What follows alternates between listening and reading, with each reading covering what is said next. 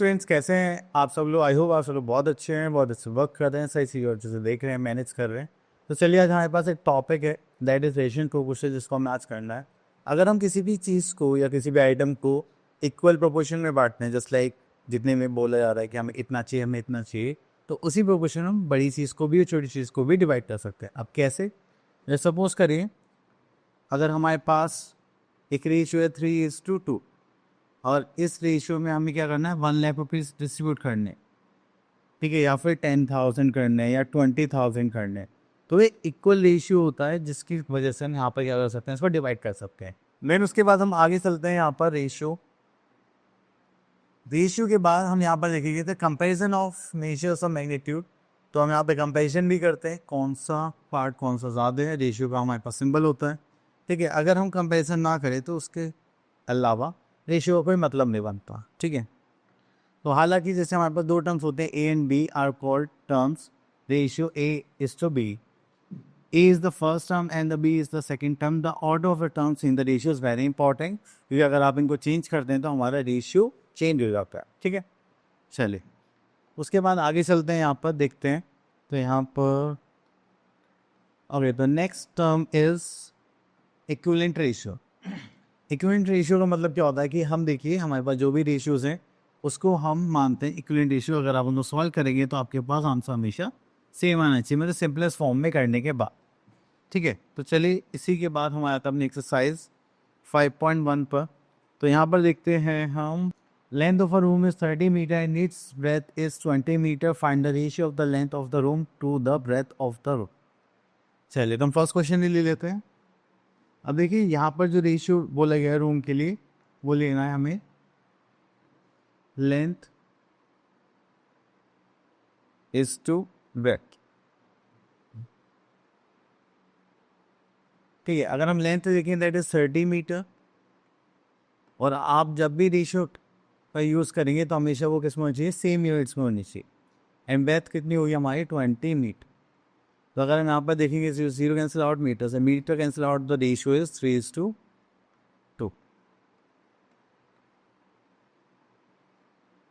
That is answer. चलिए, उसके बाद आता है हमारे पास, और ये तो यहाँ पर देखते हैं, एक्सप्रेस ईच क्वेश्चन पर 5 aspects of the following ratio in the simplest form. देखिए, सिंपलेस्ट फॉर्म के लिए हम यहाँ पे क्वेश्चन ले लेते हैं, दिस वन। अब देखिए, जैसे कि यहाँ पर हमारे पास 275 है, हम यहाँ पे देखिए कॉमन फैक्टर, क्या 5 से डिवाइड हो सकता है? आप बोलिए 5 5 25, देन 25, देन 5 5 25। यहाँ पे देखिए, तो 5 3 15, 5 3 15। या अब यहाँ पर कोई कॉमन फैक्टर आ रहा है? आप बोलोगे यस सर, 11 आ रहा है, तो 11 5 55, 11 3 33। तो ये हो गया हमारा simplest form in the ratio, ठीक है। चलिए, उसके बाद आता है हमारे पास question number 7, find the ratio of. तो यहाँ से देखेंगे ए पार्ट, देखिए यहाँ पर गिवन है 36 मिनट्स टू 2 आवर्स। तो 36 मिनट से हमारे पास 2 आवर्स है, तो हम इसको चेंज कर सकते हैं, बल्कि करना पड़ेगा, क्योंकि देखिए हम अलग अलग यूनिट्स को कभी भी रेशियो में डिफाइन नहीं कर सकते। तो 2 आवर्स है, तो 1 आवर्स कॉस्ट टू कितनी होती है, आई थिंक 60 मिनट्स। तो ये हो जाएंगे आप बस टोटल 120 मिनट्स, ठीक है। और यहाँ पे ले लेते हैं, दिस इज 36 मिनट्स, ठीक है। तो चलिए, हम यहाँ पर 12 से डिवाइड करेंगे, 12 3 36 एंड 12 10 120। हमारे पास जो रेशियो हो गया वो कितना हो गया, 3:10। चलिए, उसके बाद आप इसी के टाइप के क्वेश्चंस कर सकते हैं। हम यहाँ से एक वर्ड प्रॉब्लम टाइप क्वेश्चन लेते हैं। ओके, यहाँ से हम एक क्वेश्चन लेते हैं, क्वेश्चन नंबर 40। अब देखिए, यहाँ पे गिवन है the ratio of the income to savings. तो हमें रेशियो गिवन है income to saving, that is 11:2। तो यहाँ पर हमारे पास इनकम बी 11x ले लेते हैं, ठीक है, एंड सेविंग्स बी कितना हो जाएगा, दैट इज 2x, ठीक है। ये हो गया हमारे पास दो नंबर्स। अब यहाँ पे हमें क्या किया मैंने, फाइंड द एक्सपेंडिचर। तो हमें एक्सपेंडिचर फाइंड आउट करना है। तो चलिए, यहाँ पे लिख देते हैं एक्सपेंडिचर,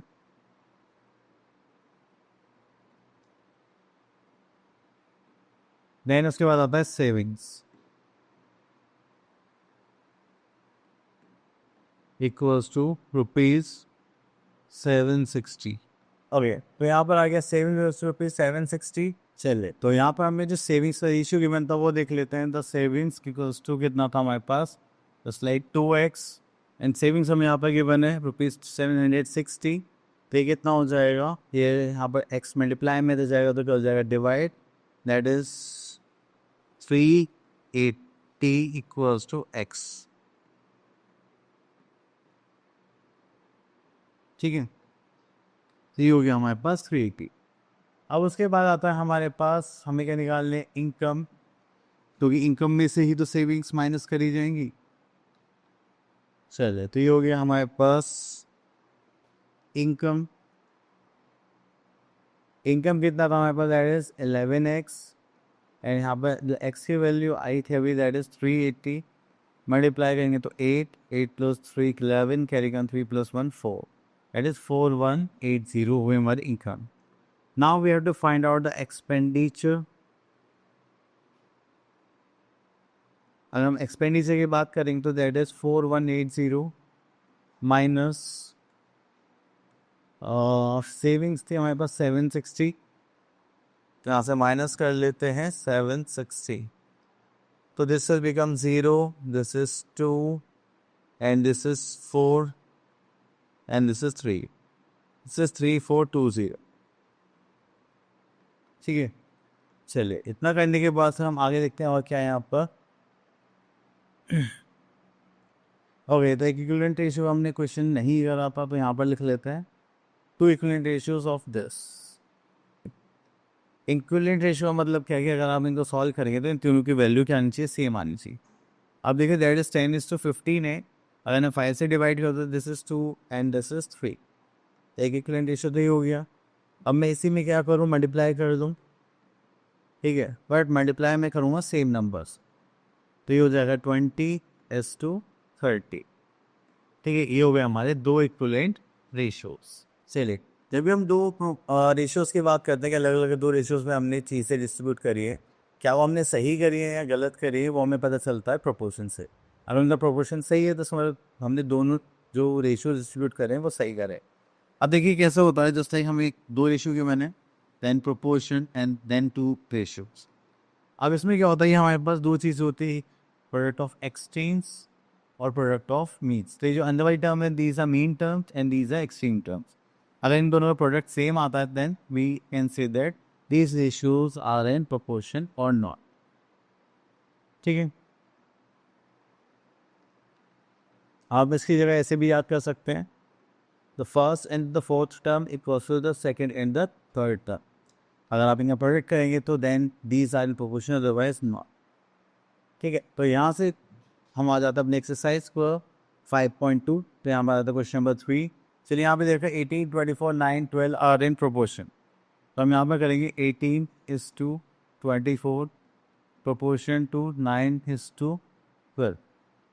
ठीक है, तो हमें क्या करना है, सेकेंड एंड थर्ड मल्टीप्लाई करनी है 1 एंड 4, यहाँ पर करेंगे 18 × 12 इक्वल्स टू 24 × 9। अगर इक्वल आता है तो ये प्रोपोर्शन में होंगे, अदरवाइज नो। तो हो गया 18 2 36 and this is 18, 6 1 2, let us 2 1 6।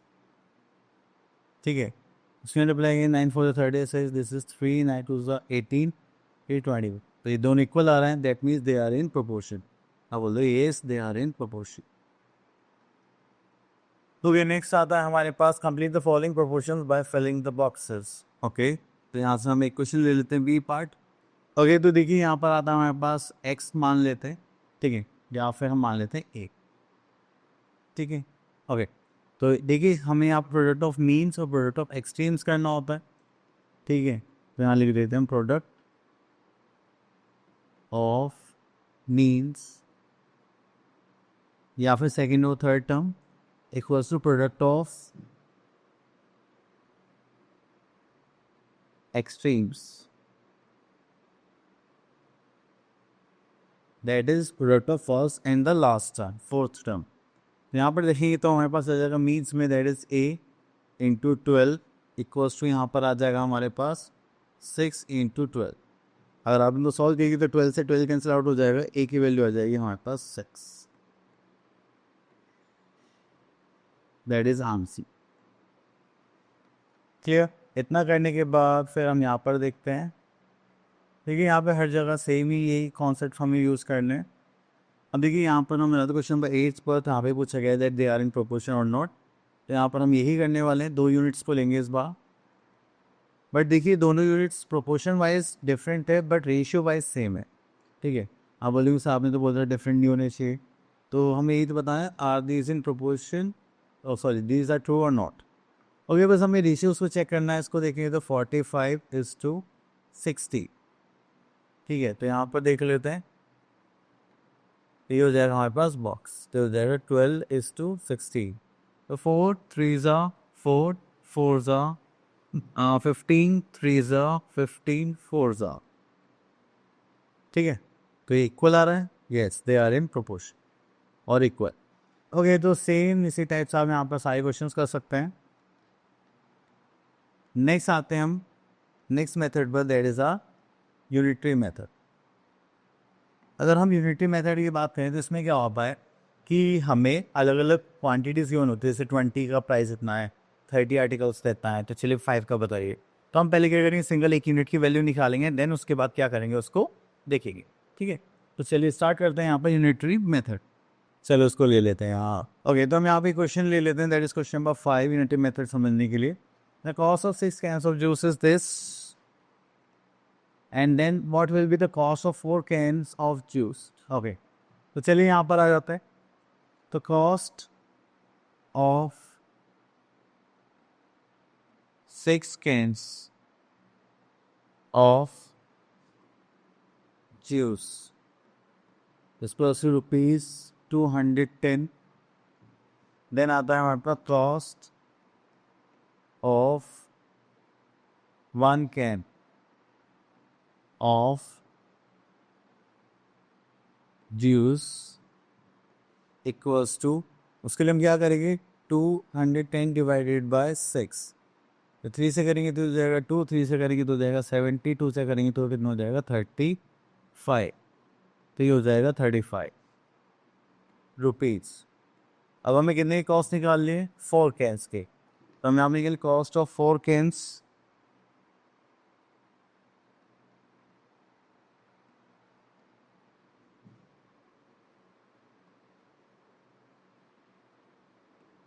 equals to ₹35 into 4. तो 5 4 या 20, दिस इज 2 4 total 13 40, तो दैट इज 140 रुपीज़। ठीक है, तो बस आपको इस टाइप से यहाँ पर कॉस्ट निकाल लेती। तो आई होप आपको ये टॉपिक्स क्लियर हो गया होगा। अब मिलते हैं नेक्स्ट वीडियो में, तब तक के लिए ऑल द बेस्ट।